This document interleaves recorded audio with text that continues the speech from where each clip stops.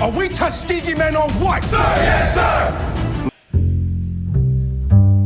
My vote is that we abandon the project and move the agenda. The Tuskegee Airmen, named so for being the first Black American unit allowed to train and to fly combat planes in World War II. 900 men were trained in rural Alabama from 1940 to 1946 after the Army Air Corps was forced to admit black pilots.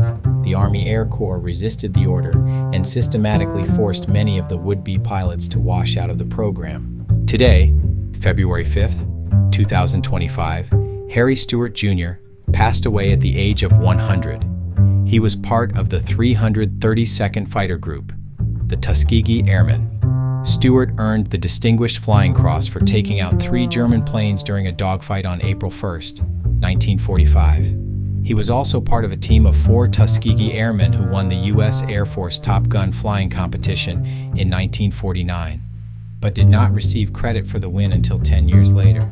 Floyd J. Carter flew in the Army Air Corps and served in 3 wars. He died at age 95 in 2018. Although the Army didn't believe in her capability, they didn't change the training standards, and that was a plus for us, that we were able to meet the standards and perform successfully. Charles McGee flew 409 fighter combat missions over 3 wars and died at the age of 102 in 2020. Oscar Wilkerson died in 2023. He was assigned to the 617th Bombardment Squadron. He became second lieutenant and earned his wings in 1946. He completed his training after the end of the war, so he did not have the chance to fly in combat. These men saw many changes take place in the United States concerning the country's attitude toward Black Americans.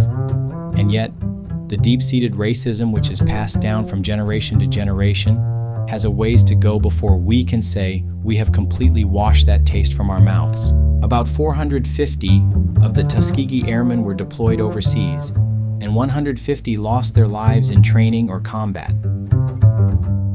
Welcome to Tuskegee Army Airfield. Many stories have been told about these men's abilities as pilots and how they helped to bring down the color line in the military. For that, we can truly be grateful. I was brought up to believe that beneath it all, Americans are a decent people with an abiding sense of integrity and fair play. The cheers I heard across this country when Joe Louis and Jesse Owens humiliated Hitler's master race didn't just come from proud colored folks. They came from everyone.